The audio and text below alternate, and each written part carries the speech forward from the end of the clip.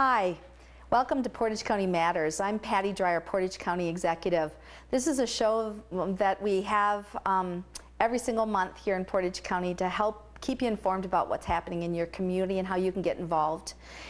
We have a really important show, particularly important show this month, for the topic that we're dealing with is non-emergency medical transportation services. Some big changes at the state level that start on July 1 and will affect our lives, the lives of many of our family members, many of us going forward here. So that subject is the key point of the show today. I'll introduce that subject through my guest in a few minutes, but let's start with that news update that we always have about what else is happening during this particular time in county government.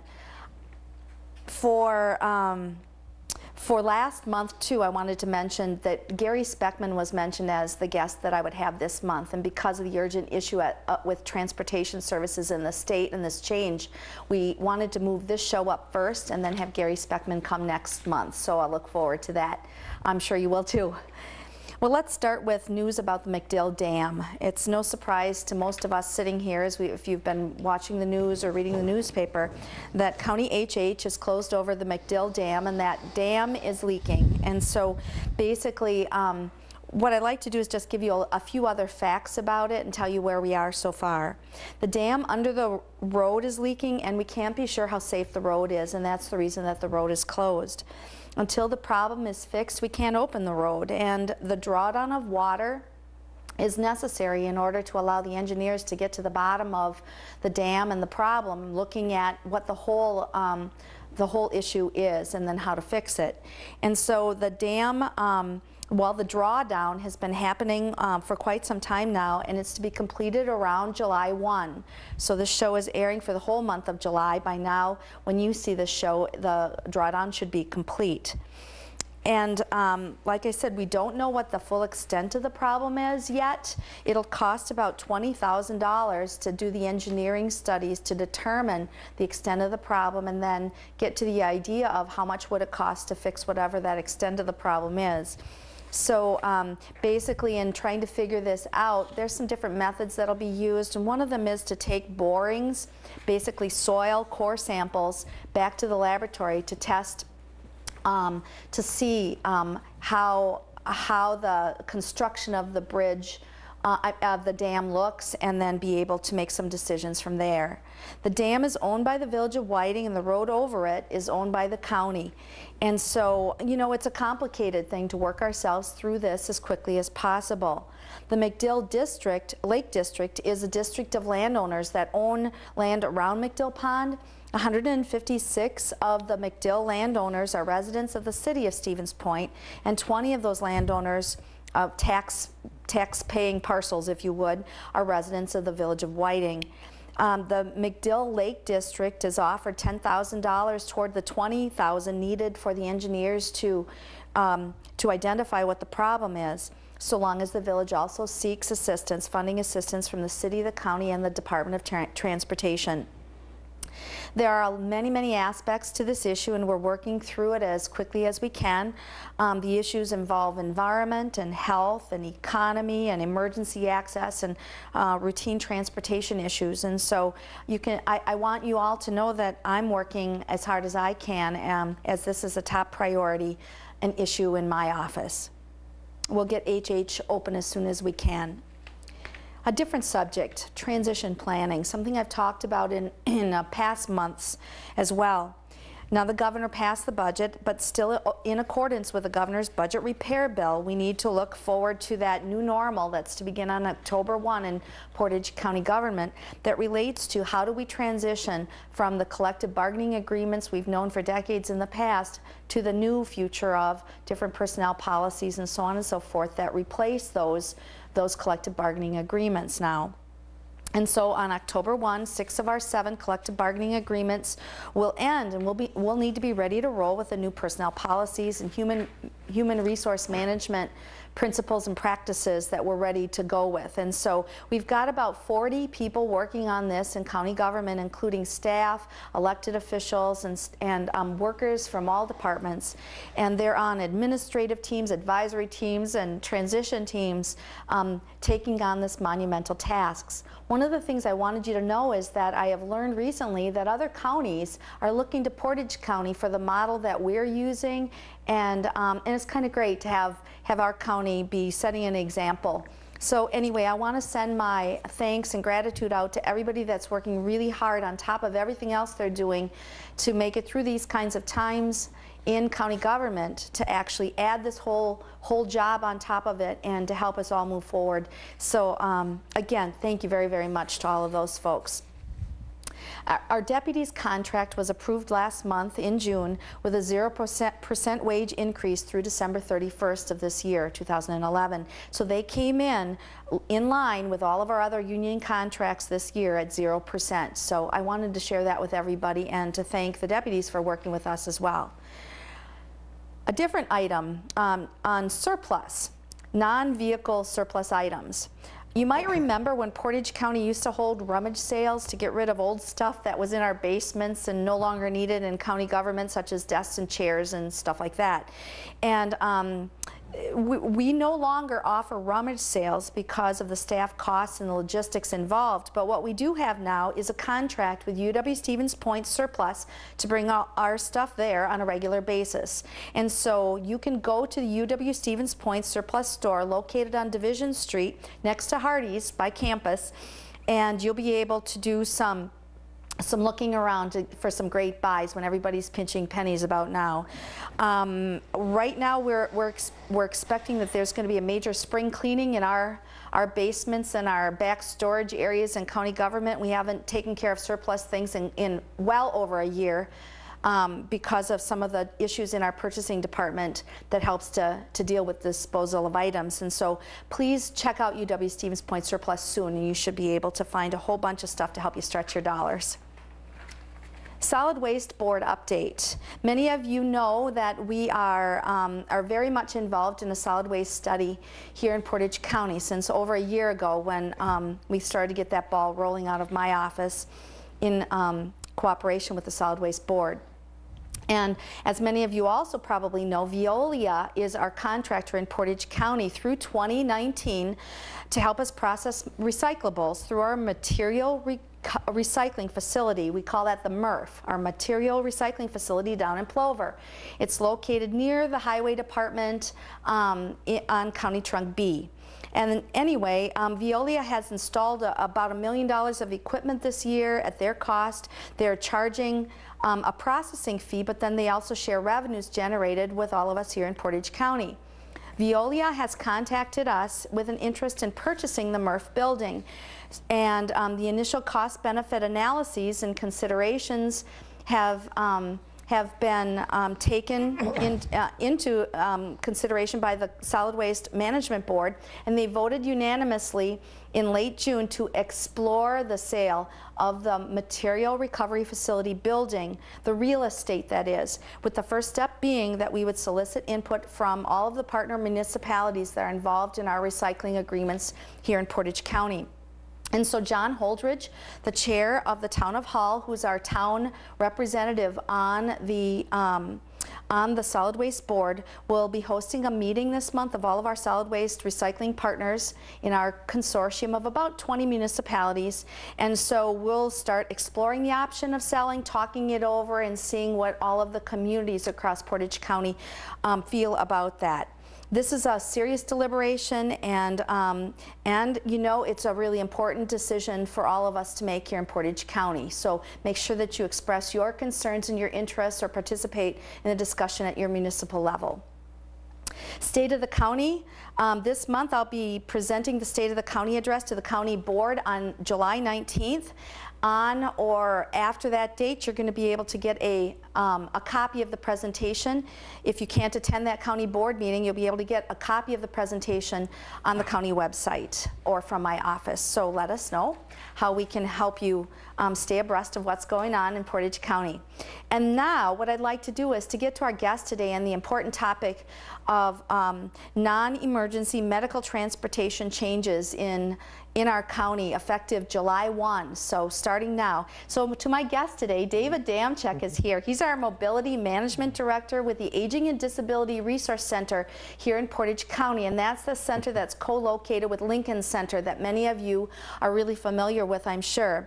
So Dave, we've got important changes going on at the state. Yes, we sure do, and it's changing daily, so there's a lot of information out there, so I'll try to get it all out. Yeah, thank you for being here Well, and thank you. take this time to get this info out. Why don't you sum up what are the changes going on and who might it affect here in Portage County? Okay, well, what changes are happening right now, who it's going to affect is anyone right now who's on medical assistance and gets some form of reimbursement for their transportation, whether it's if they drive themselves, someone else maybe transports them, or they may use our services, or a taxi service.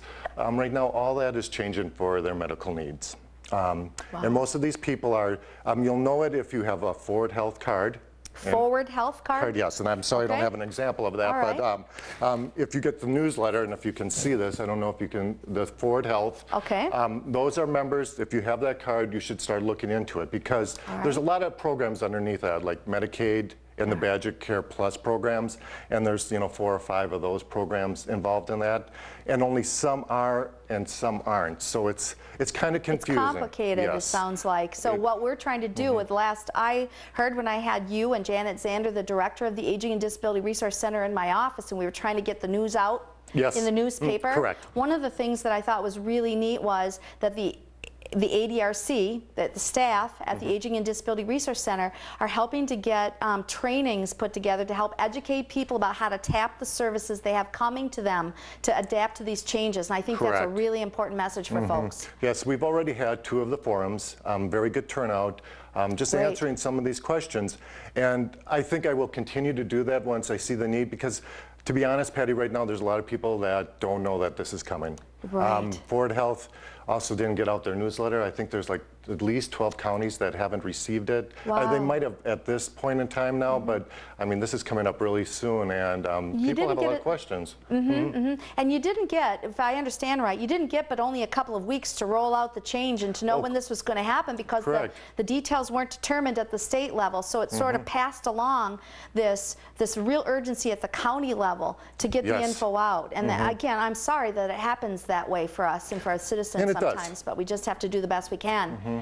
And it does, and especially in this matter, it's been almost changing daily. So it's really important for us to keep abreast on what's going on, so we can communicate that to the community and help them out. And that's what we're there for at the ADRC, and we'll continue to do that. If people are having problems getting a ride or just confused, we're there to help answer those questions and get the right services for them. So let's kind of sum this up. First of all, I understand that and I'm going to put myself in the shoes of a person who might need help so we can make it really real for folks. So we've got about 250 people in Portage County, I understand, that rely on some special transportation services to get us to the doctor. So here's Patty, she's got to get to the doctor, and I'm in one of the programs through Forward Health.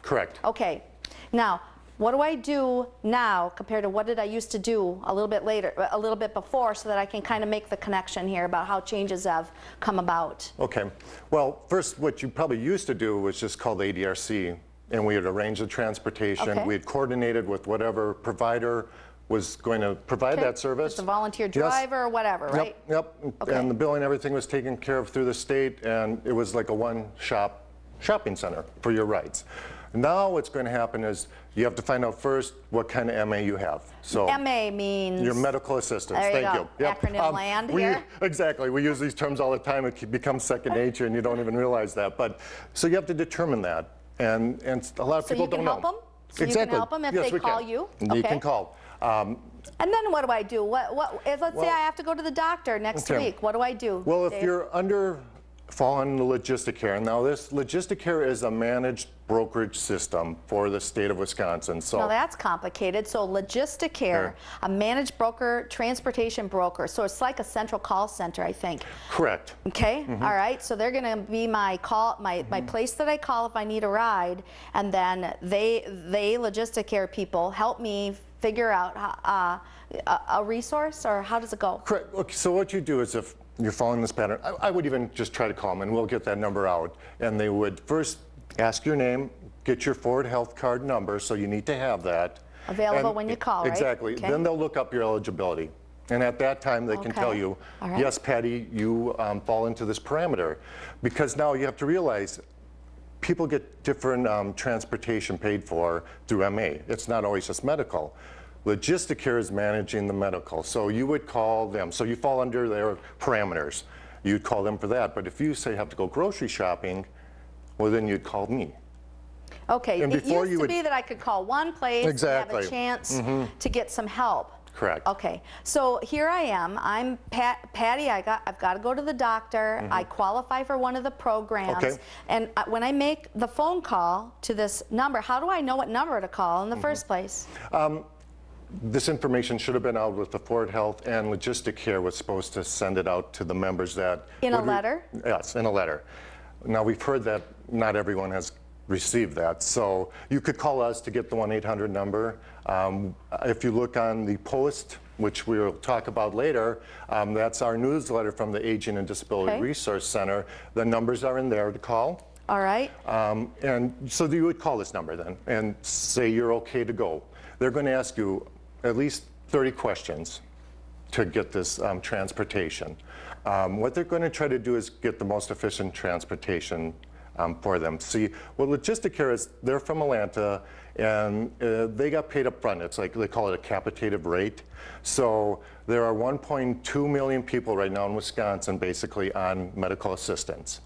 So they get, you know, and the numbers have changed. So $3 and something per member per month to do this service. So it equals out to about 47 million, I believe, is what they're getting.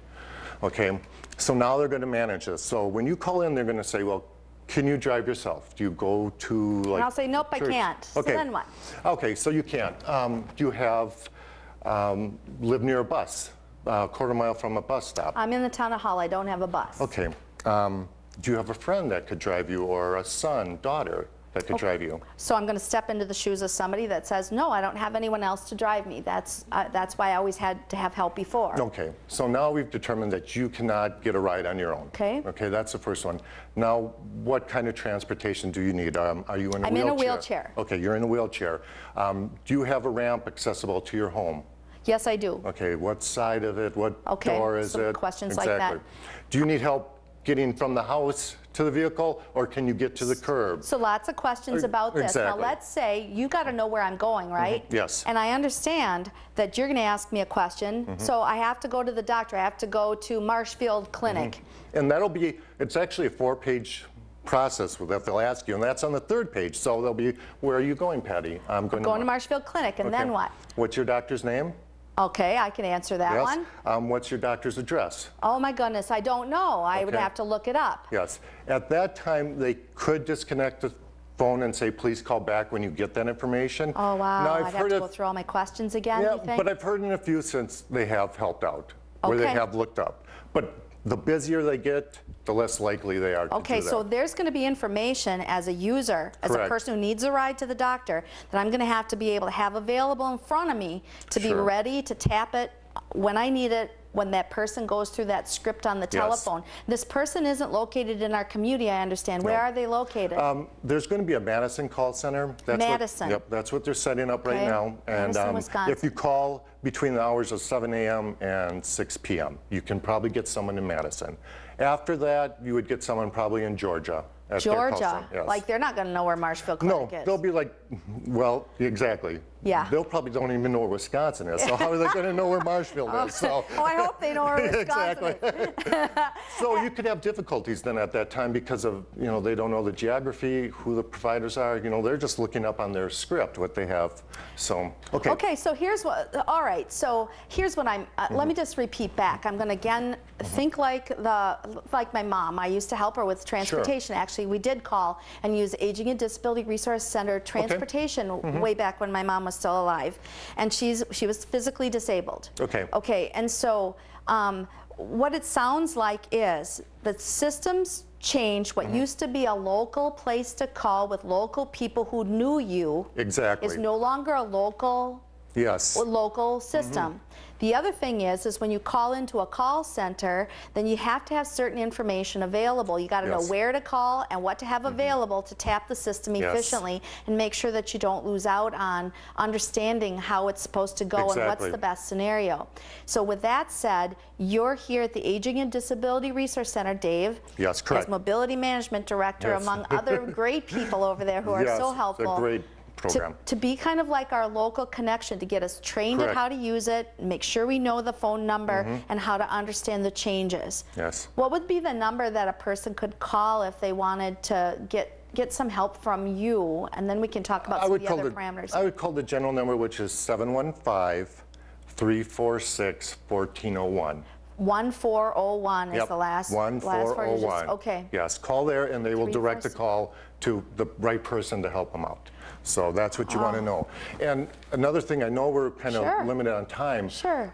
Right now, like you said, that personal touch, we have volunteer drivers that go to Marshfield with people and they'll spend the whole day with them. They might not have a family member that can go, and they might have some serious stuff going on, and it's nice having that person there. It's about social capital building. You won't have that anymore. And as right now, what I've heard is there's not a provider in Portage County that has signed up with Executive.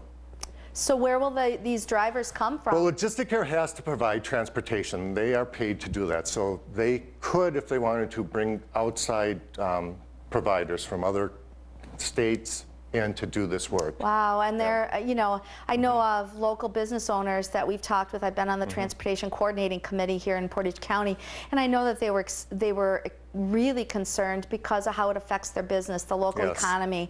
And there are so many other ripple effects, I think, here, and some things that remain to be seen because this is such a new rollout that we have to continue to learn how it affects individual lives. One of the things that I was thinking about when you all were teaching me about this was, let's say let's say my doctor gives me a prescription. Okay. And maybe I don't know before I go, because a lot of times we don't know. You go to the doctor and they say, when you're done, you need to get this filled. Okay, so I'm at Marshfield Clinic, I just got my ride, I just went to the doctor, and now the doctor has given me a prescription slip, and I'm supposed to go get it filled. Correct. Can I get it filled on the way home today? No, not unless you call. So you would have to call from your physician and get that ride authorized. Because otherwise, who's ever giving you the ride, the provider, would just take you back home. Because that's what they're only allowed to do. They will not get paid to go to the pharmacy unless that's authorized. But I thought I needed 2 days notice to be able to even call in the first place. I wouldn't have been able to give 2 days notice because I didn't know I needed a prescription. Correct, and I think in that circumstance they would make an exception because I hope so. But people have to be careful too. If you, they do want that 2-day notice, but say you forget. And you call a day before, they probably get the ride. Say you forget again and you're like, well, it's urgent. Okay, well, if you continue to do that, they might deny service because you're not following the parameters.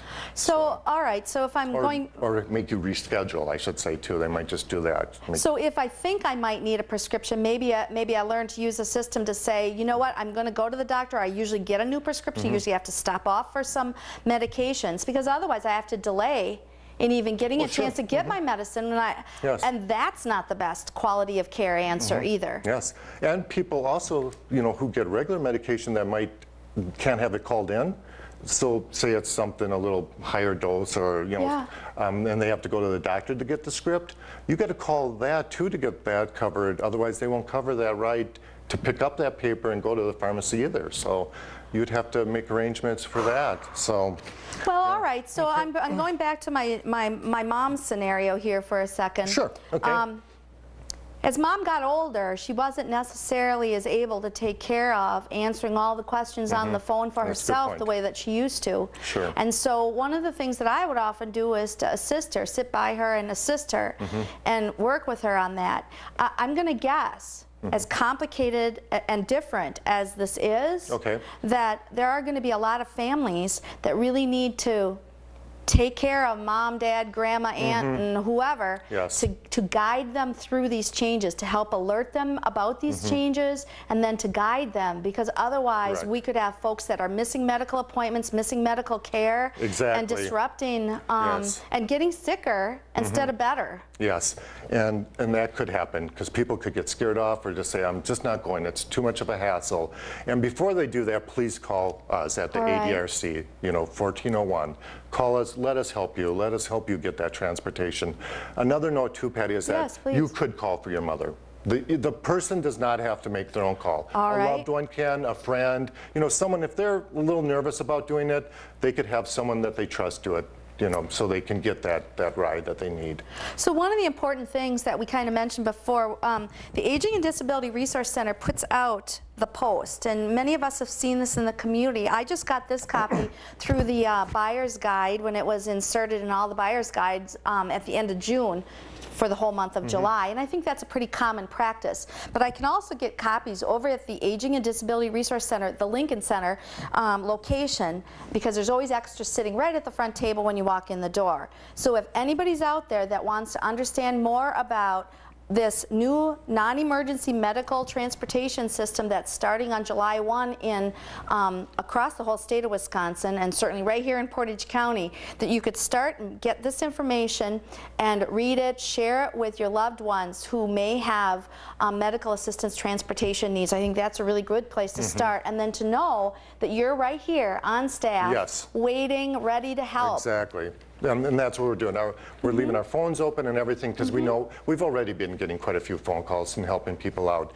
And I think we have a little time. Yeah, we do. We do. Other things to know, that not all medical assistance is in this program. So like people and family care are also called community care of Central Wisconsin. They do not go through logistic care. So they need to call their social worker and get those rides covered in a different manner than they did before. But they're not with this program. Nursing homes are not in with logistic care, but assisted living is. And it depends on what the person is in the nursing home for. If they're for rehabilitation versus a long-term resident.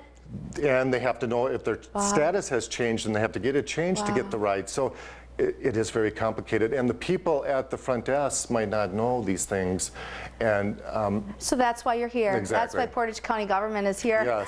Because without that, honestly, I mean, really, when it comes to these kinds of changes, we understand that the state and the federal government are all trying to do a better job in helping us all get our budgets in line so that everybody's living within their means. These are supposed to be cost-saving measures, but you can see that they greatly affect will have the great likelihood of affecting the quality and the efficiency and the local control over those effects in people's world. So my former predecessor, Carrie Porter, who had this job and now is with GWAR and doing the whole state kind of managing, they really had set up some very good coordination throughout the state.